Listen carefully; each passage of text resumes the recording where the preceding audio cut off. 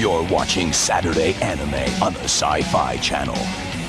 Greetings, this is Reverend Paul, and this is Raw, and let's just get right into the 5th episode of Chainsaw Man. So in this episode, Denji finally gets to touch Power's boobs. So Denji gears up and he grabs a hold of those honkers and he fucking honks them 3 times, and Power thinks it's pretty awesome, and Denji seems a bit bummed out. So Denji goes to Makima and he lets her know he's kind of bummed out because he achieved his goal and it wasn't exactly what he thought it would be, and Makima's like, hey, don't worry, you could touch my boobs too. So Makima lets Denji feel her up, and then Makima tells Denji about the Gun Devil. And the Gun Devil is the most powerful devil in this world. The last time the Gun Devil appeared, the Gun Devil single-handedly killed 1.2 million people. And the goal of Division 4 is to find all the pieces of the Gun Devil and to finish him off once and for all. And Makima tells Denji, hey, if you kill the Gun Devil, that means we could have sex. And Denji's like, wow, that's pretty cool. I'm gonna go kill this Gun Devil. Later on, Denji and Power team up with Aki and the rest of Division 4, Himeno, Adai, and Kobeni, and the team goes to a hotel to track down another piece of the Gun Devil. And since Denji seems a little distracted, Himeno tries to get Denji to focus on killing this mysterious hotel devil by telling him that if he kills the devil, she will give him a French kiss. And Denji's like, well, that's totally an awesome deal. I'm gonna go kill this fucking devil. And then Adai is like, no, you ain't killing this fucking devil. And Denji's like, hey, leave me the fuck alone. And Power's there just being fucking cool as usual. Needless to say, hijinks ensue. So in Chainsaw Man episode 5, we finally get to see Denji realize his dream of touching boobs. And despite dreaming of touching boobs and wanting to touch boobs more than anything, when Denji finally gets to touch boobs, he's kind of disappointed. And then he starts to have this existential crisis, and he starts to ask himself, well, if touching boobs wasn't as great as I thought it was going to be, maybe everything else that I want, when I finally get it, I'll realize those things aren't as great either. Denji thought touching boobs would magically solve his problems. And what I also think is interesting is that later on in this episode, Denji gets to touch Makima's boobs, and he gets even more freaked out than he did with Power. And Denji draws the conclusion that even though touching boobs may be disappointing, it won't be disappointing if he kisses somebody he likes. Even though he just touched the boobs of somebody he likes, and that didn't seem to make him feel any better. Denji is doing this thing that I feel like a lot of people do. They feel like a loser, and they feel like, well, if I do these certain things, like touch a boob or get super chainsaw powers, I'm not going to feel like a loser. And just as I pointed out in my previous videos, Denji is developing a pattern of behavior. Once again, Denji is trying to use sex as a form of validation. Even though he's already copped a feel, and he still feels like the same schlubby loser he's always felt like. Hey, even though boobs didn't fix my problems, maybe making out will. Now, to be fair to Denji, he was actually pretty close to realizing this himself. But it was Makima that told him that, well, you're not wrong for fixating on something and wanting that thing to make you happy. You just weren't doing it right. Denji is just caught in this same cycle of failure, which is fitting because at the end of this episode, the entire team gets caught in a loop in the hotel. We are starting to see the narrative and the themes in Chainsaw Man intertwine with each other. It's also worth mentioning that when Denji and the other members of Division 4 are in the hotel, they don't get caught in a loop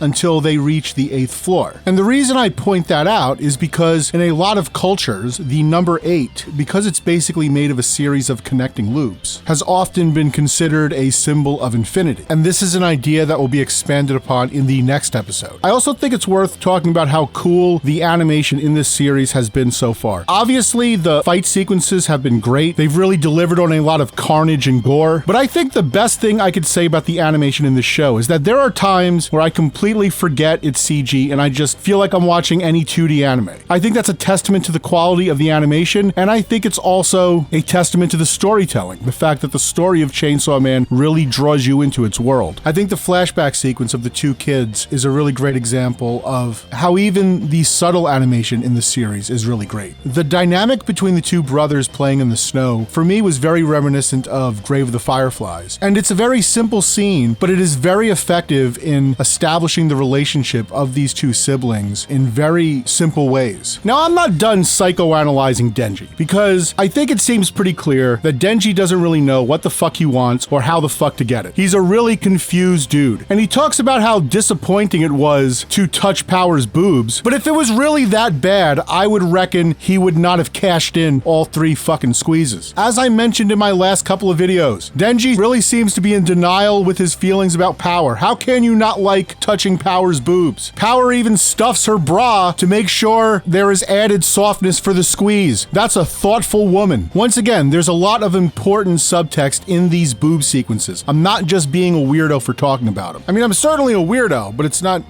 just because I talk about boobs. I think the 2 reactions Denji has to touching boobs are interesting. He's kind of subdued when he's touching Power's boobs, and then he completely freaks out when he touches Makima's boobs. And then Makima tells him that, well, even though you were disappointed at your previous attempts at being intimate, if you're intimate with somebody you have feelings for, that will make it better. Now, that may be true, but it also makes it scarier. And that is why Denji completely overreacts when he touches Makima's boobs, because he is completely fixated on Makima. And when you like somebody, you are much more invested in the interactions you have with that person. You put a lot of pressure on yourself to make sure those interactions go well. And then if they don't, you end up beating yourself up about it. That is why it is always scarier to touch the boobs of somebody you like versus somebody you don't like. Which begs the question, if this is the way Denji acts after touching Makima's boobs, how will he act when faced with the reality of actually being able to have sex with Makima? I'm pretty sure my man here would have a complete meltdown. Makima really has this Agito Makishima quality about her. She's this kind of person who, like, if I was in a room with somebody and she was in there talking to us and then left, I would turn to the person I was talking to and go, what the fuck is up with her? Like, is it me, or does she come off as kind of weird? Or maybe it's just the fact that she's like a mysterious government official? All I'm saying is that if Makima turns out to be Guyver 3, I wouldn't be surprised.